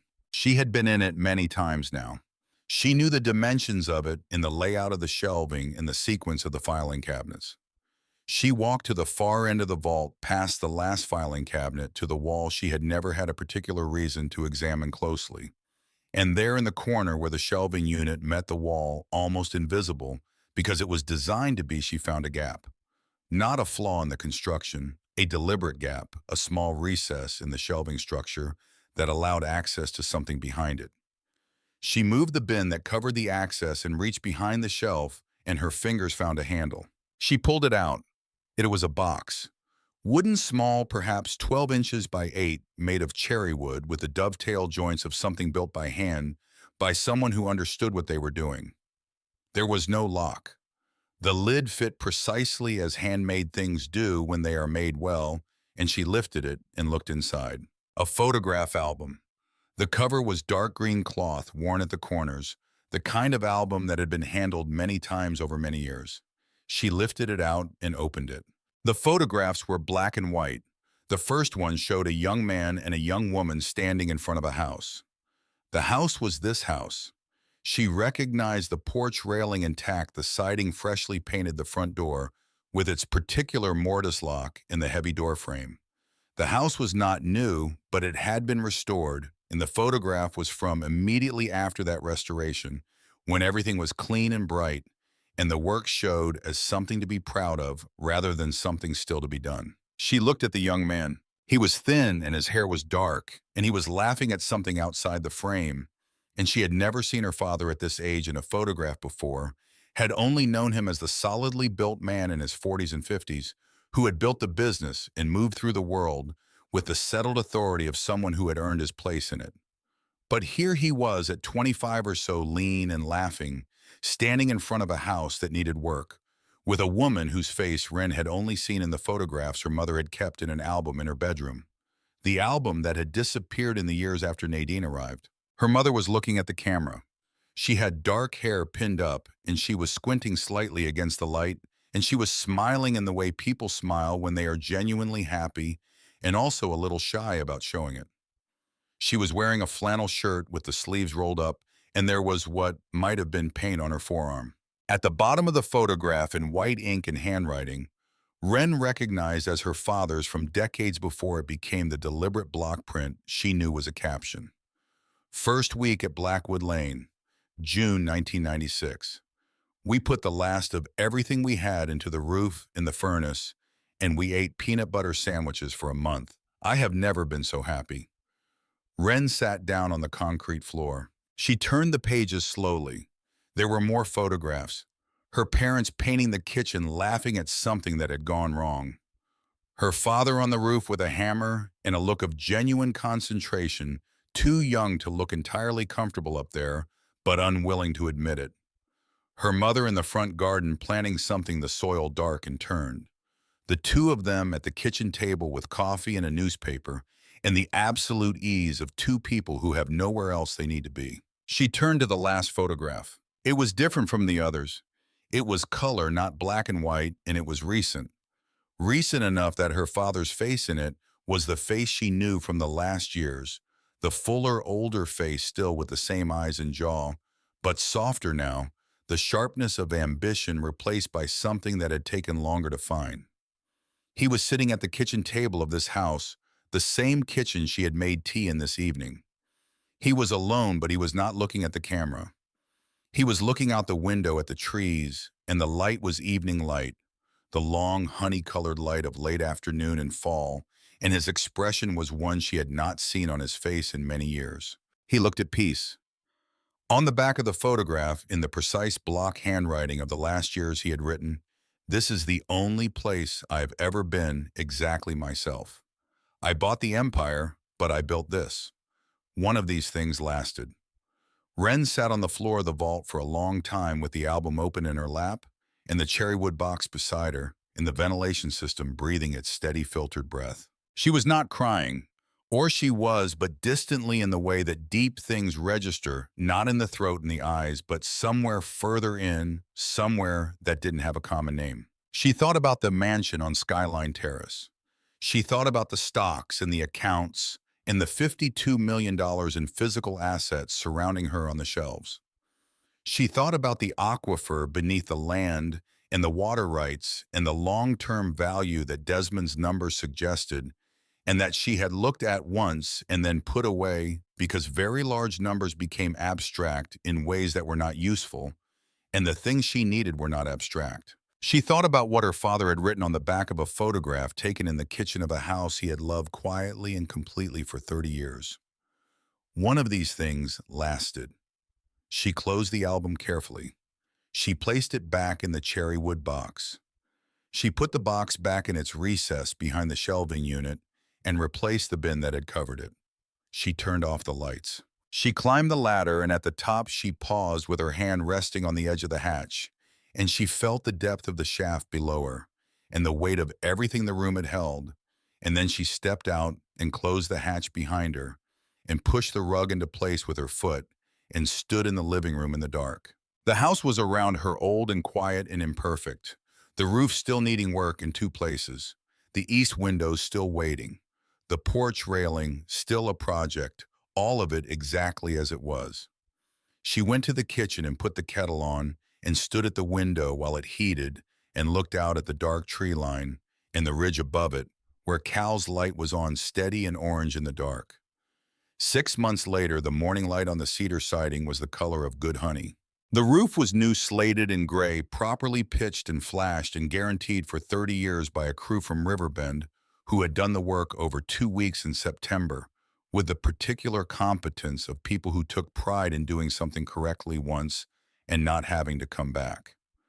The porch was rebuilt, the railing solid, the floorboards plumb and tight, and painted a dark green that matched the color of the door her father had chosen when he and her mother had stood in the hardware store in Riverbend in 1996 and debated the shades with the earnestness of two people for whom the choice mattered because they were not buying anything, they were making a home. The front garden had been planted. Wren had done most of it herself on weekends when the administrative work that Desmond was managing allowed her the hours. She had not hired a landscaper. She had bought plants and tools and a book about high-altitude gardening specific to Eastern Oregon, and she had made mistakes and corrected them and made different mistakes and learned from those too. And the garden was not yet what she imagined it becoming, but it was honest, which she had decided was the more important quality. Cal was in the side yard.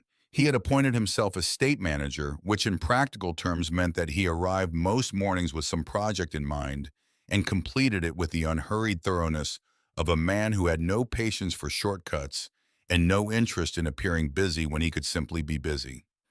He periodically reported to Wren on the condition of things with the directness of someone who thought that accurate information was the most useful thing one person could give another. He was planting something along the fence line when she came out with 2 mugs of coffee. He looked up. He took the mug. He looked at what he was planting. Serviceberry, he said. Your mother had them along the back fence at your childhood house. Gerald mentioned it once. Said she loved them in the fall when they went red. Wren looked at the small plants in their fresh-turned soil. He told you that, she said. He told me a lot of things on his evenings up here, Cal said. He looked at the tree line. He talked about her often, more than he talked about most things. She stood with her coffee and looked at the house. The Skyline Terrace mansion had been transferred to the Children's Hospital Foundation 3 months ago in a transaction that Desmond had described as the cleanest thing he had processed in 35 years of practice. The foundation planned to use the building as an administrative center, an event space, and the first fundraising dinner was already scheduled for February, and Wren had said yes to the invitation and already knew she would write a check that would surprise the people who received it. The stock accounts and liquid assets had been processed through the appropriate channels. The aquifer rights were in negotiation with a consortium that Desmond had vetted carefully, and the long-term projections from those negotiations were numbers that she had looked at once and then put away because she found that very large numbers became abstract in ways that were not useful, and the things she needed were not abstract. Nadine Folger had been indicted on 7 counts, including fraud, perjury, bigamy, and a charge relating to the medical records that the federal prosecutors had designated as criminal interference with medical treatment causing serious bodily harm. The trial was scheduled for the following spring, and her lawyers were working with the efficiency of people who understood they were managing a difficult situation with limited options. Tate had made the calculation that cooperation was his best available path, which Desmond had predicted with the accuracy of someone who had seen this specific calculation made many times in the past. He was cooperating with the federal investigation into the Nevada organization's financial activities, and his own exposure was being managed through that cooperation in ways that the justice system provided for when cooperation was genuine and complete. Fletcher Goad was in a city in the Midwest whose name Wren had not been told, which was appropriate and correct, and the protection arrangement was working as intended. Gerald Oakes had sent her a letter handwritten 2 pages apologizing for things he had known and not said, and explaining why he had not said them in terms that she found she could understand, even if she did not entirely forgive them. She had written back. The correspondence was not warm, but it was honest, which she thought was probably what it should be. She sat down in one of the chairs on the porch. The chair was new solid pine made by a craftsman in Riverbend, whose work Cal had recommended and whose prices reflected the fact that he was not interested in making things quickly. She had bought 2 of them. The second one was for Cal, and he used it in the evenings when the day's work was done and the light was going, and they sat together sometimes without talking much, and the quiet between them had the quality of something that had been earned rather than simply arrived at. She put her mug down on the arm of the chair and looked out at the property. The driveway was still unpaved because she had decided she preferred it that way. The track through the trees, honest about what it was, a road that required attention and rewarded care. The tree line was the same tree line her father had looked at from this porch for years, the same ponderosa pines in their particular arrangement, the same ridge visible above them, where Cal's house sat on the land his family had held for 4 generations. She reached into her jacket pocket. She took out the sapphire pendant, unclasped it, held it in her palm for a moment, feeling the weight of the stone and the fine, cool links of the chain, and then she fastened it at her throat. She wore it most days now. It seemed like the correct thing to do with it, not to keep it in a bin in a vault, not to save it for occasions that felt worthy of it, but to wear it in the morning light on an ordinary day, in the house where her parents had been happy. She thought about her father at 25 standing in front of this house with paint on his hands and no money and everything that mattered, laughing at something outside the frame of the camera. She thought about what he had written on the back of the last photograph. One of these things lasted. She picked up her coffee. She looked at the serviceberry plants along the fence line, small and establishing themselves in the turned soil, with the patient ambition of things that intended to grow whether or not anyone was watching, and at Cal moving along the line with his quiet competence, and at the house behind her with its new roof and its honest bones, and its cherry wood box in the vault beneath the herringbone floor. She thought about what she wanted to do with the rest of the day. Not with the estate, not with the negotiations or the filings or the administrative architecture of what she had inherited. Just the day itself. Just this particular morning in October, with the honey-colored light on the cedar siding and the smell of turned earth from the garden and the coffee going pleasantly cool in her mug. She wanted to work on the east side windows. She had bought the glazing compound 2 weeks ago, and it sat in the shed beside the caulking gun and the new glass panes that Cal had helped her cut to size on a Saturday afternoon, the two of them measuring twice and cutting once, with the particular satisfaction of people who had learned that patience at the start of a task was what made the end of it clean. She had practiced on a small interior window that nobody would see and had made a reasonable job of it. The east windows were a bigger project, but she had the materials, and the time, and the patience which she had discovered over the last 6 months was something she had inherited in full from a man who had built a vault beneath a ruined house over 3 years without telling anyone why. She finished her coffee. She set the mug down on the arm of the chair. She stood up and looked at the house, her father's house, her mother's house, her house, the house that had been waiting through decades of neglect and legal maneuvering and other people's calculations for the right person to come through the door with a rusted iron key and look under the rug. The morning was clear and cold, and the light was exactly right. She went to the shed and got the glazing compound. She got to work.